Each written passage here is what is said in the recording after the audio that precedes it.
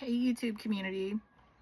I want to talk about relationships, and I think I might start this video and then just say some stuff and then like delete the whole video. I'm not feeling certain about this one at all, but I'm kind of using this as a video blog uh, to not necessarily Xerox copy fully formed thoughts for you, but to also be engaged in my own process of exploration, like hopefully always, because that's what I like to do. And this is one of the formats where I like to do that. So if you're seeing this, then that means I had the terrible judgment to try this in the first place, and then I had the double terrible judgment to actually like post it on the internet. So apologies. If you're not seeing it, then I guess I didn't do a good job.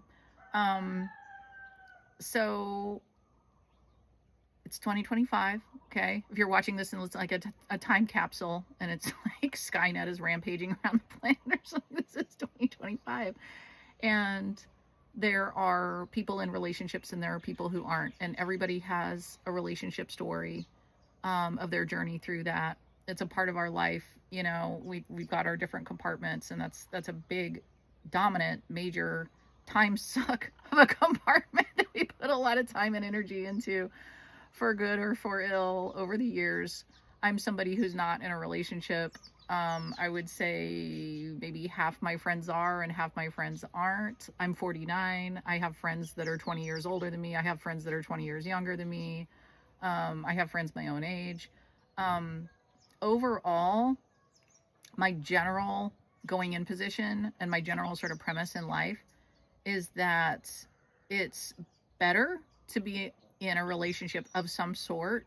How you define that, I feel like there's people out there, it's like half the people are like underthinking this shit and they need to think about it a lot harder and they're just kind of like doing some really reflexive stuff, and then half the people are like overthinking it way too hard, which is probably, I would probably be in that camp. Is there anyone out there thinking about relationships, particularly romantic relationships, like to the appropriate degree? I don't know. I haven't met them. It's either under or over. So for you, if you're watching this and you're in a relationship, or anyone out there who's in a relationship, I consider that to be an accomplishment, probably, that involves all kinds of invisible, like, heroics in different ways at different times. Certainly, the more sort of like responsibility that relationship is taken on. I mean, a lot of times when we talk about responsibility, Jordan Peterson talks about responsibility a lot, and that as much as it feels like it might be more fun for us as individuals to sort of claim our rights, but to shirk our responsibilities, that actually our personal happiness is a factor of how much responsibility we've stepped into on an individual level, and that's actually what makes life worth living and makes it rewarding.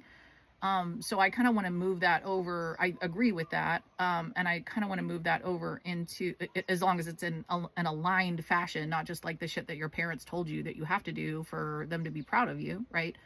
But in the context of relationships, there are relationships, romantic relationships, that have stepped into taking on more responsibility and like becoming like load bearing relationships. And then there are ones that haven't and that don't. So if it holds true, probably, again, I'm just like, I just turned the camera on, I'm saying some shit. I'm not even sure I'm going to agree with what I say here, but like, if it holds true, and I think it does, that, kind of ironically, like a great degree of our satisfaction in life comes individually from like stepping into aligned responsibility and not shirking it. Probably it also holds true that in romantic relationships, it's more satisfying ultimately for those to become sort of like load bearing relationships, that we step into greater degrees of responsibility. And that would look like having children, raising children, owning property together, like combining resources in order to sort of bootstrap larger projects in whatever sense than we would have been able to do on our own. I mean, I think that that's something that we would like to be able to do in relationships. So for those, if you're listening and you're in a relationship, or those in the world who are like in relationships that are not only just able to sort of like survive the day, but to also in any degree really become sort of like load bearing relationships that can take on more and more real estate, I think that's a good thing. I think that's probably a goal. Um, so congratulations. And that's, I just want to like lead with that, just in case anything that I say here in my little exploration sounds like I'm kind of like antithetic to relationships. Um, like I said, probably about half my friends are in relationships and half aren't. And it's certainly having a tiger by the tail to be in a relationship, because by definition you're connected deeply to something that you can't control. You can't control other people and they can't control you. So it's kind of like a challenge on that level in a way that single people don't have. You know, I mean, I can't control a lot of circumstances about my life, but I can like exit those circumstances. The definition of a relationship is like a thing that it's like I hold your hand, you hold my hand, and like neither of us lets go, you know. Employment, I mean, I might be letting go all the time and like finding another one. Like there's a lot more sort of negotiating in good faith that can happen where there's not even the concept of like hurt feelings about it. I mean, like as a single person, like the other stuff that you're negotiating, you're a free agent, you know what I mean? Like if this works for me, I'm going to do it. If it doesn't work for me, I'm not going to do it. If I'm in a relationship, then I have to think about what works for both of us, and that person has to think about what works for both of us before they pull the trigger on something, you know what I mean? So that's like a huge factor. Why do I want to talk about this right now? I'm kind of curious about how I don't want to say traditional relationship advice, but I want to say what's really become like kind of really leading edge relationship advice pertains to people who have like a creative bent, because I have a creative bent. I have like a creative libido that is at least commensurate with my physical libido, if not more so, and something that I can satisfy like without requiring the participation of other parties, right?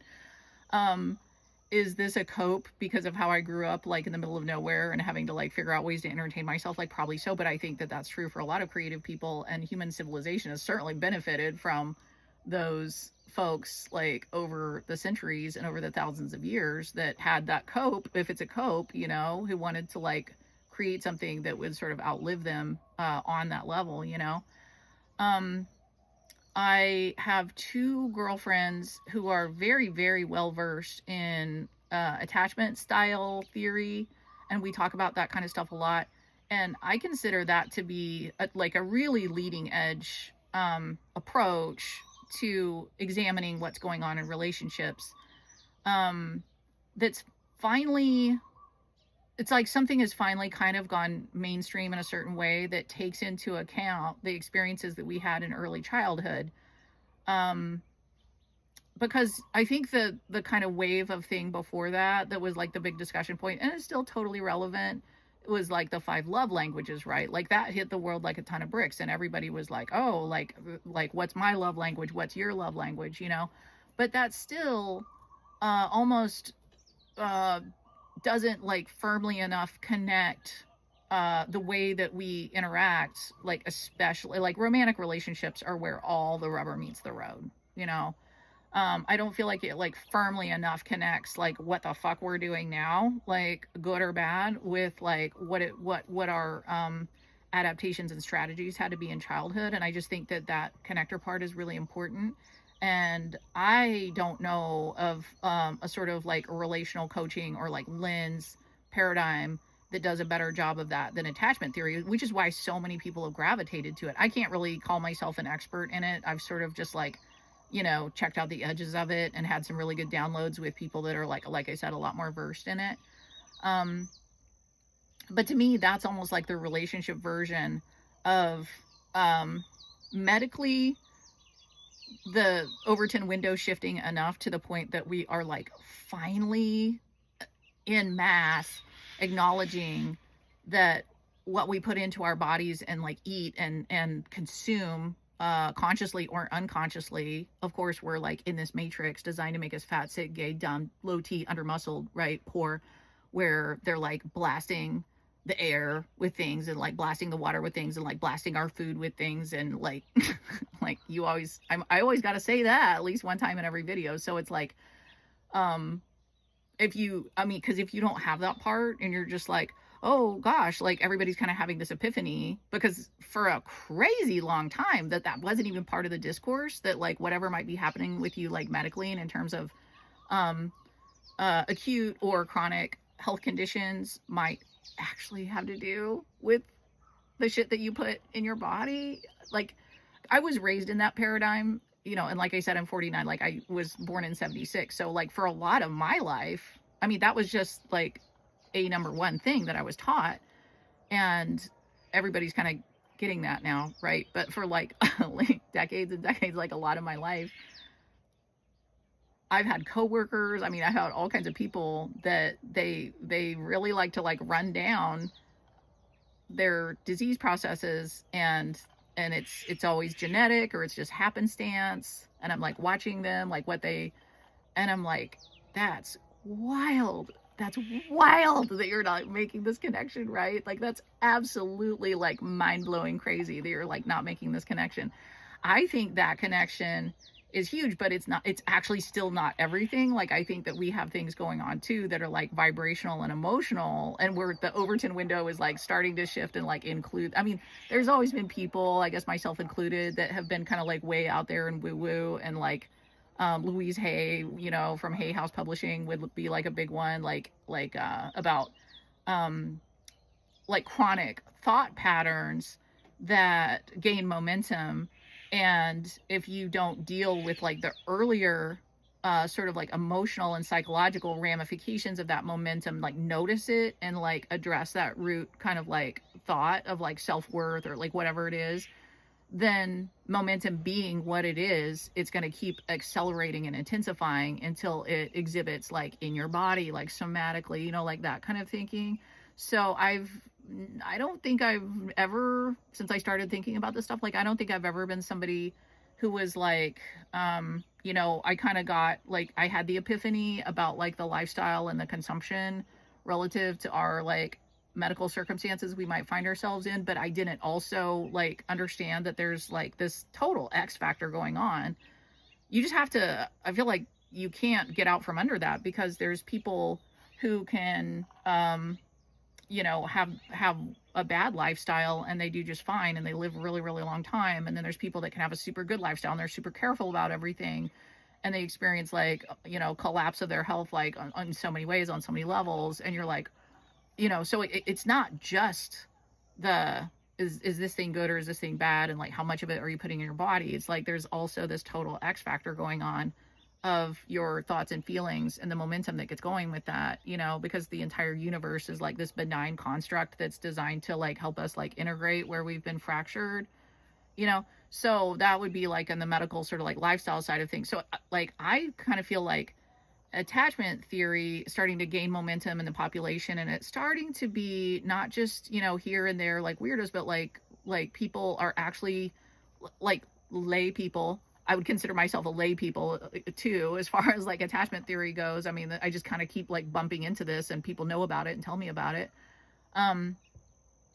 It's kind of like the same thing happening, you know, like we're finally connecting our patterns and relationships, and our, especially our romantic relationships, to like our copes and our strategies in early childhood, when we really didn't have a choice, you know what I mean? And like now we do, but we're like still doing the thing, right? So we have to kind of like try to look at that, right?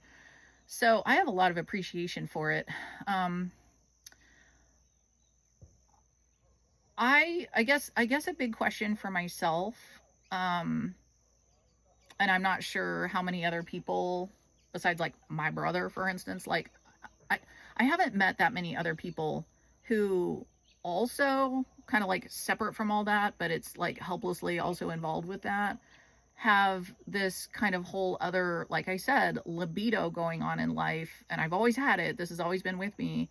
That is a creative, like creative expression output libido that like for me, I mean, I don't know how other people's deal works with this, and it's probably all different, but like for me, it requires large portions of like me time and like downtime. Like I can't um be beholden to maintaining or responding to somebody else's presence, because it just kicks me right out of it.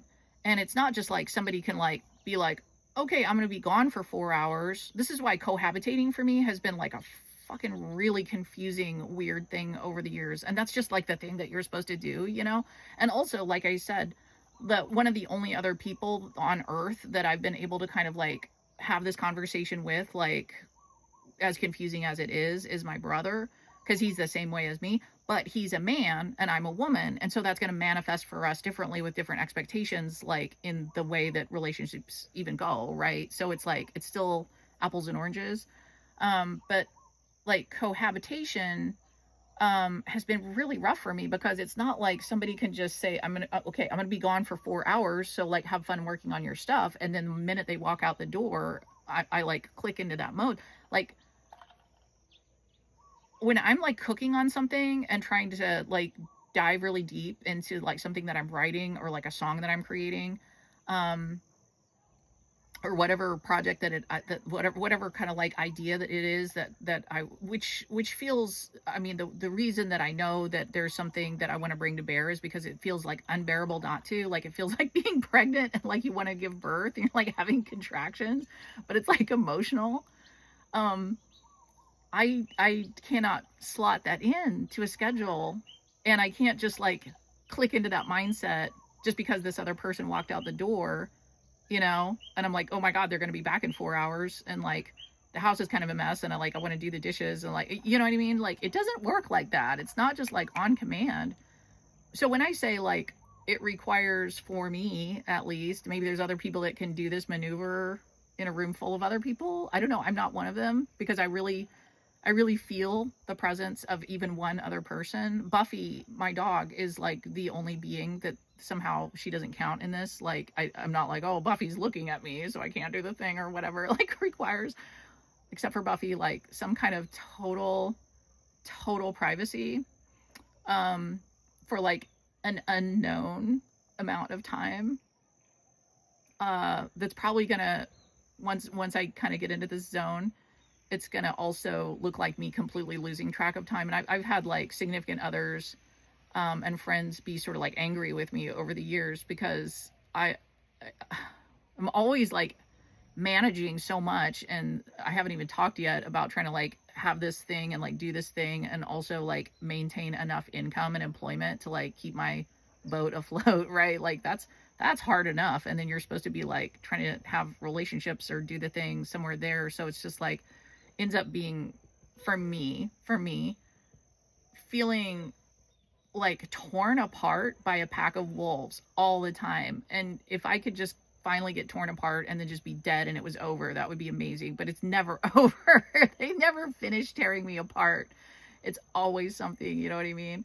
um I think that this is where, again, I said, like, I don't know that it necessarily translates like from a woman who feels this way to a man who feels this way, because I think there's probably a number of like men through history where they had like a wife and there might have even been kids involved, but because women, um um societally, but also just spiritually and also emotionally, this is just kind of how we are. Like, we like to be in a supportive role for our man, and if he happens to be Nikola Tesla or whatever, you know, like he needs to go into his solarium and like think really hard. I feel like that's a lot more natural for like a wife and mother possibly to just be like managing the household, especially historically, not right now after the Rockefeller Foundation like made all the fucking women go into the workforce, but like historically, you know, where it was kind of like okay for him to like go do big brain stuff, and she like manages the household and like produces like 3 meals a day or something like that. Like that would be helpful if I just had some kind of like absent husband who just lived in some other part of the house. Like there was like some place for sure that I could go to and I was not to be disturbed there, but there were like 3 meals per day that manifested, and I wasn't responsible for like cleaning anything, and I just had to go do big brain stuff. Like I could see that. I could probably do that, bro. Like I could probably cohabitate that way. That's like never been on the menu, I guess. Um and I'm not saying that as some kind of feminist um point of irritation. The feminists are a point of irritation for me, and I haven't yet I brushed up against it in a couple of videos. Like I haven't yet given myself full permission to just like have the talk that I want to have about like feminism, because I'm like scared of what I'm gonna say. Like I feel so fucking antagonized by this movement. Um, but today is not that day. Okay, today is not that day.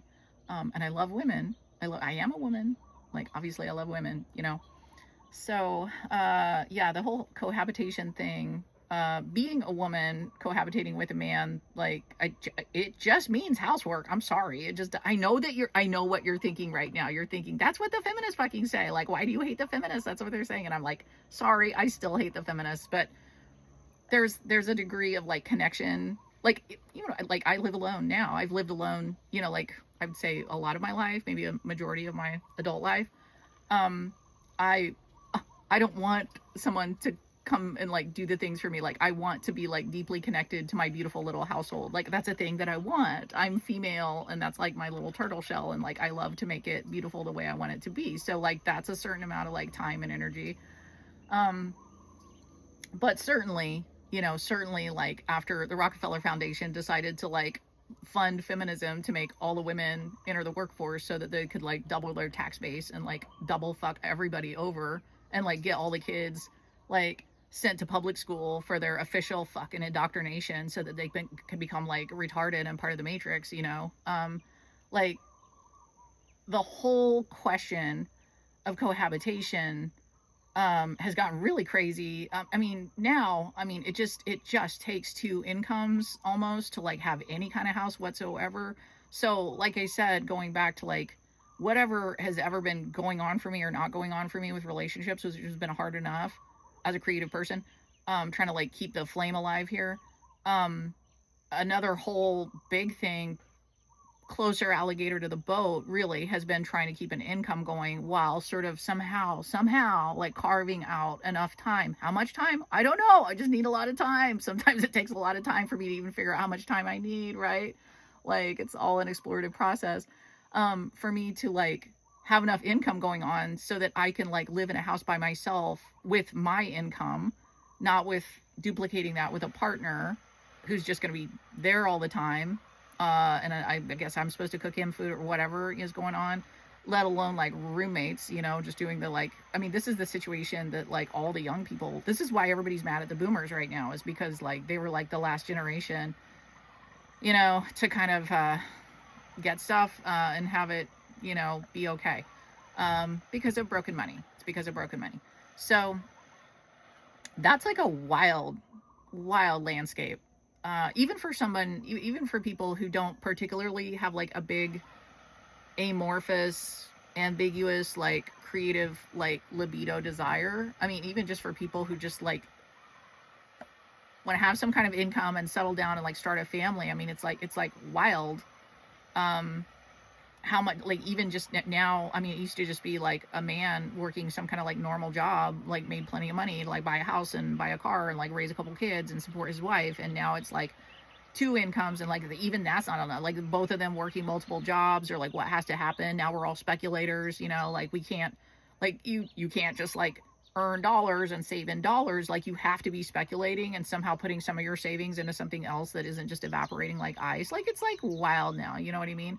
So, in the context of that and like relationships for me, and trying to completely like snatch victory from the jaws of defeat out of this like pincer ass wolves tearing me apart thing, like my whole life, you know, to write something, you know, and like have a project going on long enough that I can like bring it to market, or to like bring music to market or whatever, for me results in like I'm like you know, I feel like kind of only recently, like like relatively recently, have I like lined up with work where it's like I'm not like fighting for my life with that, you know? It's like I can do creative stuff and I can like work and have an income, and it's finally, like that's simpatico, you know? So then there's this question of relationships. And honestly, I have lots of relationships. I have lots of relationships with men. They're my friends. It's very, very rewarding. I can like dive as deeply into those friendships as I want to, or I can kind of peace out. They have like no control over me. Like nobody can be like, hey, you're not getting back to me. I'm gonna like, I don't have to get back to anybody. Like I enjoy a degree of like both intimacy and freedom. I can hear my friend Aurora telling me how avoidant I am right now in my attachment style, but I'm sorry. Like, I enjoy a degree of like intimacy and freedom with my friends, you know, because they just know to like let me go and I'll come back. Because if they don't know that, then they get, you know. Um, so like if I didn't have like a libido, like a sexual, physical libido, and also like an emotional, like a desire for my um like I'm not a lot of women aren't, maybe some women are, some men are, but I don't think that's really right for them either. I think like most of us, they like we'd like to have our libido and our emotional sort of like intimacy, like our primary emotional intimacy, like attached to one person, you know. We would prefer that. We don't want to be reinventing the wheel with that. That's really exhausting. We don't want it to be just like random different characters creating a lot of drama in our lives. Like we'd rather just pull back probably if it's not going to be like one person, but it's like that becomes a big ask. Like who could that person even be, you know? And then what it really comes down to for people like me is like how available am I, you know? Um and my situation is kind of like a tough one because I'm super emotionally available and sexually available to the right person, but not kind of willing to like escalate into the normal like relationship categories that go along with that.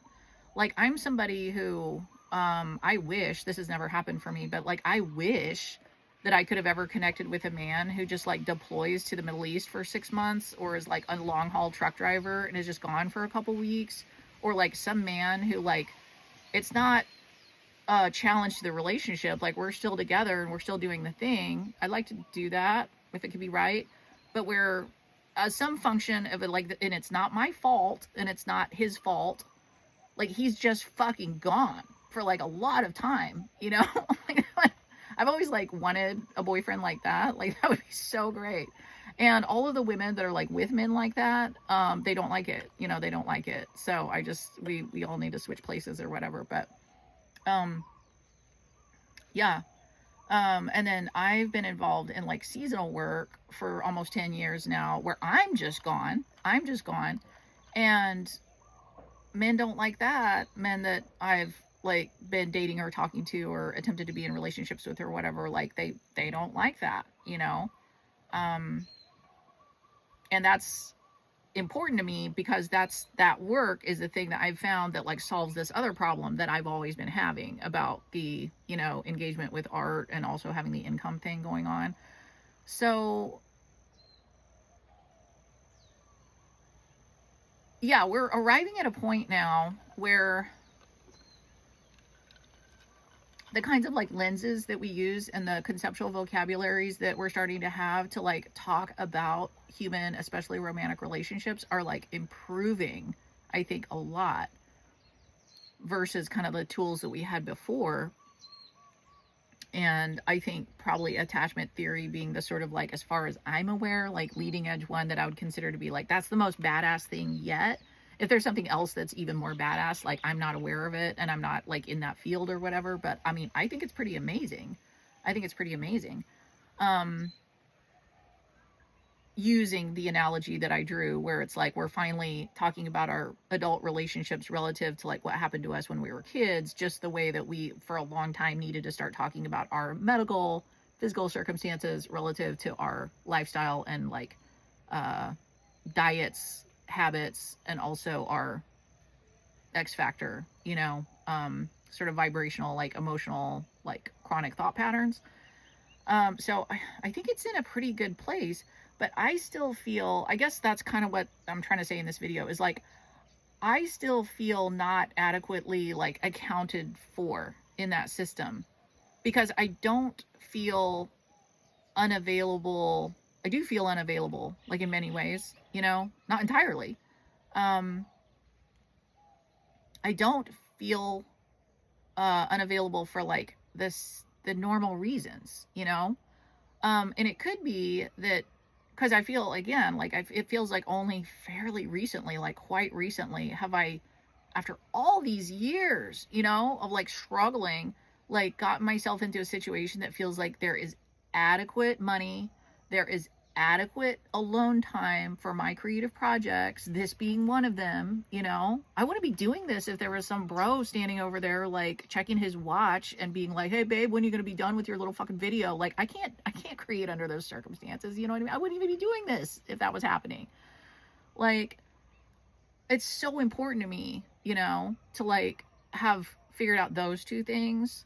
And I haven't even really had a chance to like capitalize on the momentum. I mean, I am trying to, but like I haven't published a book yet, I'll tell you that, you know. I wrote 4 manuscripts this year and I kept getting like massively interrupted and blown up on each one of them. So I still am like in the game with some really important projects for me, but I still feel like I haven't yet shown myself that I'm like going to like be able to do the thing that I feel like.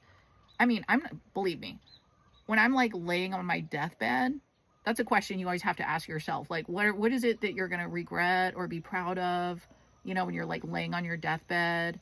And maybe you can kind of project out and like know that maybe it'll be a surprise. It's almost like that question. People will be like, would you eat another human in a survival situation? And people are like, yes, I would. And other people are like, no, you wouldn't. And it's like, maybe in the situation we actually would surprise ourselves. I don't know. Maybe on my deathbed I will surprise myself. But I think that on my deathbed, I'm not going to be worried about whatever was kind of going right or going wrong for me relationship wise. I mean, it's going to take a lot of bandwidth, obviously, with like the love that I've had for people. I have you know, my last big relationship, he died. Like he was like the only guy I've ever met who truly, I was kind of like, you know, I was kind of like happy to check out, honestly, like see things to this sort of logical conclusion, maybe like 2.5, 3, 4 years, whatever. And then it wasn't like a heartbreaker for me. And like most of my relationships, I was sort of like, feel like we just like going separate ways. You know what I mean? I kind of like want to have some more me time anyway. Like you're kind of like all up in my time. Like that's how I've normally felt. I've only had one relationship where this motherfucker was ride or die. I was like, I don't want to be in this world without you. I do not want to be in this world without you. And then he died, you know? So like, that's my kind of like, that's a really quick snapshot of like my experience. I've been single ever since. So yeah, I mean, anybody who knows me knows that that whole fucking thing like took up a lot of my bandwidth, and it still does. You know, am I going to be thinking about that on my deathbed? Yeah, I will be. I'll be thinking about it until my deathbed and on my deathbed. There's nothing I can do about it, you know? But I think, and I'm also not going to be like, oh, I wish I would have earned more money, or I wish I would have had like a better, different job or something like that. Like I just kind of, again, I've mentioned this before, I kind of see like hyper obsession with career as being like a middle class cope, you know, that we satisfy ourselves with because we're not rich people who have like assets to obsess about and generational wealth, and we're not poor people who are just like literally like on the grindstone, you know. Sometimes we are, with the collapse of the currency, the broken money, you know, we're increasingly, there isn't that much of a middle class, you know, but the middle class does still distinguish itself by sort of like having this cope of like hyper obsessing about our careers, right? Or maybe people really care about it that much. I don't know. Maybe that it's hard for me to see it because I don't like, they couldn't promote me if they tried. Like I got my sweet spot, my thing I want to do. AI can't take my job. I can like think about other stuff while I'm at work. It doesn't like emotionally exhaust me. So I'm just like, does it sound fucking cool at a dinner party? No, it doesn't. I don't care, you know? So I'm just, it's hard for me to like get into that cope. But, But yeah, I mean, I'm going to be thinking about, I want to die empty. I said that last time. I want to die empty. I don't want to be like, damn, there's this like manuscript that I never published, you know, or like there's like a couple more songs that I never just was able to bring them to market or get them produced the right way, or there's like, you know, photo shoots I wanted to have, or poems that I wanted to write, you know, like the creative stuff I like to do. And like, that's what I would be thinking about on my deathbed. And hopefully for me, I'll be laying there and I'll be like, hell yeah. like, like, I felt it, I did it. I felt it, I did it. I felt it, I did it. It wasn't always easy. It wasn't always easy to articulate or to like put together, but I felt it, I did it. Like, that's what I want to be thinking. You know what I mean? So to the extent that I might be like tragically unavailable, but that's like a weird conversation, because then you meet, like, I don't meet people like in the dating pool. First of all, full stop, period. Like, I don't meet people in the dating pool, because like all of my like men that I meet are coworkers, and they're like not the dating pool. You know what I mean? I don't like shit where I live, right? That's a bad look for a woman in like an all male environment. So that's just like right off the table, right? Second of all, I never leave my house otherwise. So a good position to like have a dating pool. In my like little iterations here and there where I've been like convinced by well-meaning friends that I should like get on dating apps, I do that for a minute and I'm like, no, no, no, no, If you're watching this and you're married and you're like a little bit on the fence, like, unless that person is like kicking your ass or like super super toxic, like, you should probably just stay with that dude. It's, people always know it's bad, but I'm telling you, it's worse than you think. It's worse. You should just like work with what you got. I think 99% of the time you should work with what you got. I tried to work with what I had, you know what I mean? And it wasn't perfect, but I found that one and I was like, I'm going to work with this. So that's my advice to you. But anyway, yeah, like, I don't meet men, where like this part of the conversation is like intelligible, where I'm like, I kind of like need to like do stuff and make stuff. Like, people don't have a frame of reference for that. Do you know what I'm saying? And I'm still like, I feel like if I was sort of more accomplished in that realm, which I would like to be, I can't keep having things blow me up and ever get accomplished. So I got to do a maneuver here. You know what I mean? But like, I mean, if you meet a rock star and they're a fucking rock star, then you're going to be like, oh, I get that takes up a lot of your life. If you meet somebody who says, I want to be a rock star, I'm not saying I don't want to be a rock star, but like, I would like to play live again. Like, it seems not really that real, you know? It seems like a hobby that they might just be saying that to sound cool or something like that, which is so not the case for me, right? So any kind of like normal, I'm not trying to like argue for my limitations or like be so fucking special, you know, but like the normal sort of like relationship trajectory of like what we expect would be the escalation of like two people who are compatible and they want the same things and they're like in love with each other. Like, I'm just not available for that. You know what I mean?